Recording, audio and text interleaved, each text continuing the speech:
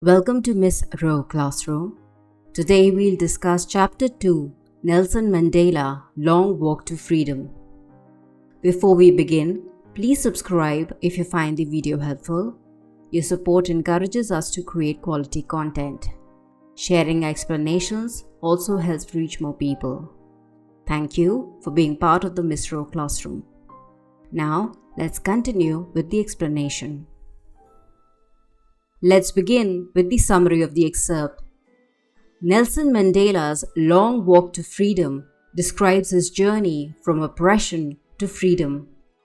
On May 10, 1994, he became South Africa's first black president, marking the end of apartheid. He speaks about the sacrifices made by many to achieve freedom and equality. Mandela emphasizes that courage is overcoming fear and that oppression shapes strong leaders. Instead of seeking revenge, he chooses unity and reconciliation. The military, once his enemy, now salutes him, symbolizing change. He believes freedom is for all, including former oppressors. His story teaches us that hatred is learned, but love and forgiveness can heal a nation. Through struggle and hope, South Africa moves from racial discrimination to democracy, inspiring the world. Apartheid was a system of racial segregation enforced in South Africa. Nelson Mandela, along with African National Congress, spent decades fighting against it. As a result of his activism, he was imprisoned for 30 years. In 1994, South Africa held its first democratic elections, making Mandela the first African black president. The inauguration took place at the Union Buildings in Pretoria. It was attended by leaders and dignitaries from over 140 countries, making it the largest international gathering in South Africa's history. Mandela was accompanied by his daughter Zenani. The event marked the end of white supremacy and the beginning of a democratic, non-racial government. Frederick Willem de Klerk was sworn in as second deputy president. Thabo Mbeki was sworn in as first deputy president. Nelson Mandela took the presidential oath, pledging to uphold the Constitution and work for the welfare of the people. In his speech, Mandela declared, the nation had achieved political emancipation. They were committed to eliminating poverty, discrimination, and suffering. He further added, never, never, and never again shall it be that this beautiful land will again experience the oppression of one by another. A spectacular military flyover with planes painting the sky in the colors of the new South African flag, symbolizing the military's loyalty to democracy, was a breathtaking sight. High-ranking officials, once supporters of apartheid, now saluted Mandela as their leader. Two national anthems were sung. Blacks sang Die Stem, the former anthem of the Republic. Whites sang Nkosi Sikelel' Afrika. Though unfamiliar with each other's anthems, Mandela believed they would soon learn them by heart, symbolizing national unity. Mandela recalled how, in the early 20th century, white South Africans built a system of racial domination.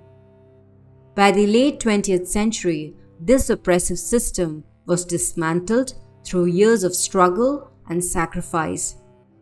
He acknowledged the thousands of men and women who had fought and suffered for this moment but were not alive to witness it. He felt like a continuation of a long line of African patriots who had fought for freedom. Apartheid left deep scars on the country and its people, which would take generations to heal. However, oppression also forged exceptional leaders like Oliver Tambo, Walter Sisulu, Trifluthuli, Yusuf Dadoo, Bram Fisher, and Robert Sobukwe. Mandela stated that South Africa's greatest wealth was not its minerals or diamonds, but its people. He learned the meaning of courage from those who stood firm in the face of oppression and brutality. He stated, "Courage is not the absence of fear, but the ability to triumph over it." He believed that people are not born to hate based on race or background. Hate is taught, but so is love. Even in prison, small acts of kindness from guards reassured him that human goodness could never be extinguished. Every person has two responsibilities: to their family, parents, spouse, and children, to their country, community, and people. In apartheid South Africa, black people were forced to choose between these obligations. Mandela did not intend to put his country above his family. However, his fight for freedom made it impossible to fulfill both responsibilities. Mandela believed he was born free, free to play, swim, and explore his village. As he grew older, he realized that his freedom was an illusion. Black people were denied fundamental rights and opportunities. As a student, he craved simple freedoms like reading what he wanted and staying out late. Over time, he realized that true freedom is collective. His freedom meant nothing if his people were not free. He joined the ANC and dedicated his life to fighting for the dignity and self-respect of all South Africans. Mandela believed that oppressors are also prisoners. A man who takes away another's freedom is trapped by hatred and prejudice. He is as much a prisoner as those he oppresses. He stated, "Freedom is indivisible. The chains on any one of my people were the chains on all of them, and the chains on all of my people were the chains on me." True liberation means freeing both the oppressed and the oppressor. Now let's shift to the themes present in the excerpt. First, struggle against oppression. Mandela describes apartheid as a system that dehumanized black South Africans for decades.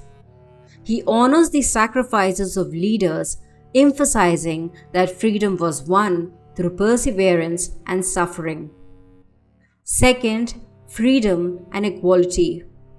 True freedom, according to Mandela, is not just the right to vote, but the ability to live with dignity and without discrimination.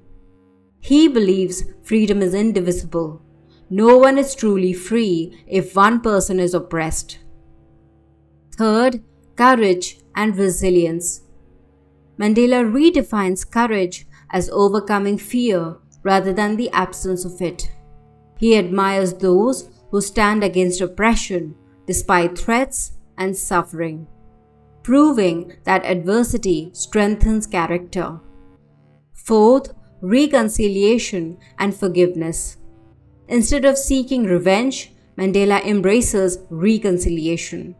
His inauguration as South Africa's first black president marks a historic moment when former enemies unite to build a united nation. The singing of both national anthems symbolizes healing. Nelson Mandela's story teaches true freedom is about breaking physical chains and achieving justice, equality, and unity. His unwavering belief in humanity's ability to overcome hatred and build a better future inspires the world.